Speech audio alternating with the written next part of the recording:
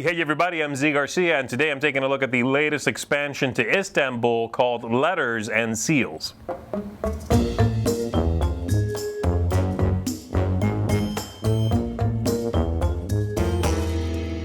This expansion gives us a few new things to concern ourselves with in the game, but namely the letters that you are delivering. You are going to go to a few different places, gather letters that you are meant to deliver, and when you do so, well, those letters are going to be worth seals, and you'll be able to use those to convert them into either victory points or even possibly take extra turns above and beyond what you would normally take.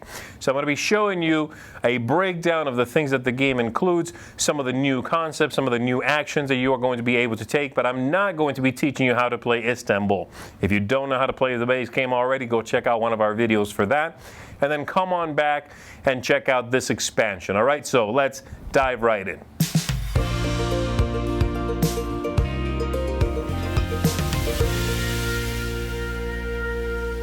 First off, let me start with some of the more general components included in the expansion. You get a few new gems, just some more to add to the pool of gems that you already had in the base game. You are going to get a new character that you can encounter after you are done moving and interacting with your tile. And this character, just like the other ones, you are going to get something, you then give something back or pay for the thing you took, and then you roll and move them to a new tile. In this case, it is a letter. And there's a pile of these. I'll show you more on these later, but that's a new one. Then everyone also has this new assistant, this new character that they are going to first gather. It starts off the board and you gather it when you first take a rest action. And then whenever it's your turn, at the beginning of your turn, you can add this onto where your character is, where you are.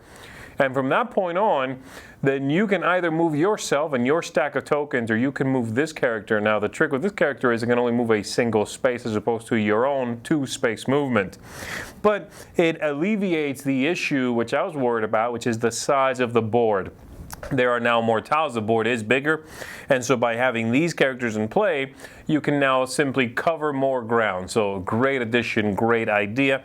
And then lastly, from here we have a new deck of cards, and they say in the rules you can either shuffle these into the deck, and if you have the Mocha expansion, you can also shuffle, all of them together. Or you can just use the new deck on its own, and they have a few new different actions on here, which are very nice, pretty clean, pretty straightforward, but a few new things that you can do. I like it, great idea, and I love having new cards with new abilities. Lastly, they give you this tile, the Catacombs, and this one is going to be in play when you combine both expansions, both this and the Mocha expansion, to again alleviate the issue of the board being quite large. You'll get any one good, and then you can move your stack, yourself and any tokens you have, to any other spot. You won't activate that spot, but you get to make a nice jump on the board. So very cool. Let me show you some of the other things that come in it. So several things in the game are going to give you these new letter tokens, but mainly the embassy will give them to you. When you take an action here, you take 2 of these. And you'll take 2, you'll reveal them, and they tell you a position on the board, okay? So for example, we have 24 there, we have 6 there, 23. These are going to be the locations on the board. And if you have any of your characters there, then you are going to consider that letter delivered, and you are going to flip it over. And as you can see, they have a 1 seal on the undelivered side and 2 on the other side. And you are going to be using those seals to do a couple of different things, but mainly you are going to use them here in the Secret Society, and you cash in 6, you'll take a gem, and the first 3 people that do this are going to get a little monetary bonus. The first person gets 3, then 2, then 1. After that, you just get the gem. And the other thing you can do with them is you can spend 3 of them, so say these 3, to once per turn, take another turn immediately. So you can go again right after you are done. Very useful, interesting, versatile, a little tricky to keep track of where the places are on the board, but my tip there would be I just arrange them in front of me, relating to where the board, where they are on the layout, so that I can see, okay, do I have someone in the bottom left-hand corner? Yes, I do. Those 2 numbers match. Well, then I can go ahead and take that one and flip it over, okay?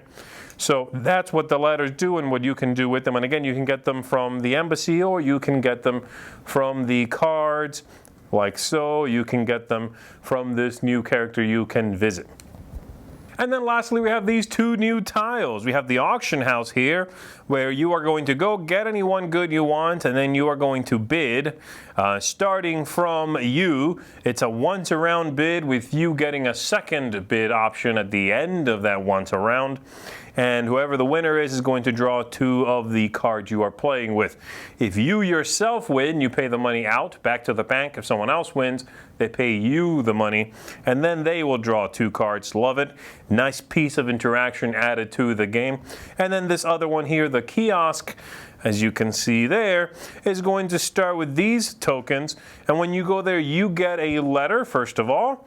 So you're going to take one of those, and then you'll reveal these equal to the number of players plus one. And these have specific actions on them. So for example, I might reveal, let's say I'm playing with 3 players. I will reveal 4 of these, and then I take one. And so in this case, I could take 2 of the red goods there, 1 green good. I can either take the coffee there or 2 coins. Obviously, this symbol only working if I'm playing with the other expansion. And then this one lets me trade any one good for a letter or any one letter for a good. And so I would take one. Let's say I want to fill up, so I'll take this one. The next player in turn order is going to take one. Let's say they want the money, so they'll take that. Next player in order is going to take, let's say, this one, okay? And they will give up a letter and get one good they really need. And then it comes back to me and I get the leftover. So whoever triggers that gets a letter and the first and last of these tokens revealed. And that's it. That's everything that's included in the game. So let's go back up top and let me tell you if I think that what the game expansion adds here to the original base game is worthwhile and interesting. All right, so there you have it. That's what comes in letters and seals. That's what the new stuff does. So let's talk about it. I'm going to tell you what I think of it using my target audience system here. We're going to kick it off with thematic ties. Obviously, this continues the theme of the first game, but I do like this new concept of delivering letters around the place, you know, and you are gathering them up, and then you need to make sure that someone, one of yours characters or assistants is somewhere where you are supposed to deliver a letter.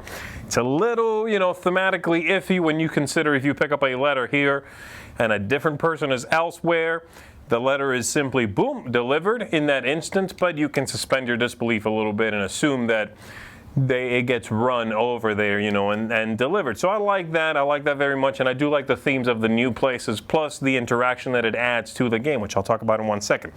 The aesthetics, very much, again, in line with the original game, which I think is a good-looking game, and this one continues that trend. Everything looks good. It's sharp. It's clean. Iconography is great.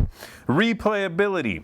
I think this is increased. I would definitely say that while this expansion does not change the base game, in ways that would make someone who disliked the base game now suddenly like it, I do think it infuses quite a bit of replayability into the entire thing. I think there are now simply more things you can engage in. Yes, you can choose to ignore the letter sub-game and get your victory points, your gems elsewhere, as you used to do before. But I do like that there is so much that is new there. And I do like that the interaction, again, is going to add to the replayability, at least for me, certainly for me. Game length, thankfully, it does not seem to be increased. Yes, the board is bigger, but you also have larger range, again, because you do have that character that can help you reach more places. And they included that Catacombs tile, which if you play with the other expansion, and I'll admit I have not played with the Mocha expansion, then it allows you to make a nice big jump around the board. The ease of play, you know, the new stuff, how easy is it to fold it all in? And I would consider it to be pretty easy to fold in. The new concepts have been kept to a minimum, enough to tantalize you with new options, new ideas, new avenues, but not enough that you feel bogged down. The new character that assists you is probably the most fiddly part of the whole thing because it does not start on the board, and you don't even get it until you go back to tile number 7 and gather up your characters. Then you take it from the side of the board and put it in front of you, still not on the board.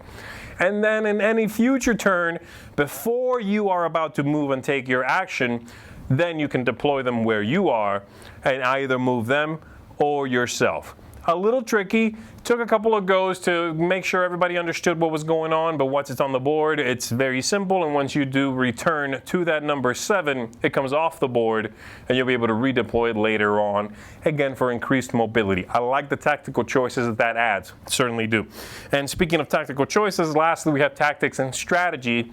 And this one shines in this department. Not just with new tactics, having a larger reach, having new interesting options, but as I said earlier, that interaction is fantastic, and that sense of pressure, of time, which was already in the base game, but is again enhanced here.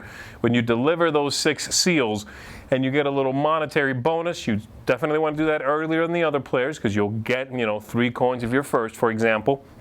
But the other tiles, the 2 other tiles that introduce an auction and introduce some simple drafting. I like those 2 very much. You get a little something that feels like some of the actions in the original game that were solely solitary. Now you're going to get a little something. Definitely you'll get more than the other players, or more options than the other players to manipulate what's going on. But everybody gets a little something which keeps your players engaged. And I like that very much. As I said, I have not played the other expansion, couldn't compare it to this one, but this one is really solid. And I really enjoy it. If you are a fan of Istanbul and have not tried this one out, if you are getting to that point that you know the game inside and out, you're looking for some new options, some new tactics to open up the gameplay again a little bit, then this is a fantastic pickup for you. This one gets a seal of excellence from me. Definitely recommend you go and check it out. That is Letters and Seals. I'll see you next time. Thanks so much for watching the Dice Tower videos. Find more great videos and reviews, as well as our top-rated audio podcast at Dicetower.com. The Dice Tower is sponsored by Cool Stuff Inc., where you can find great games for great prices. Cool stuff in stock. Check them out at CoolStuffInc.com.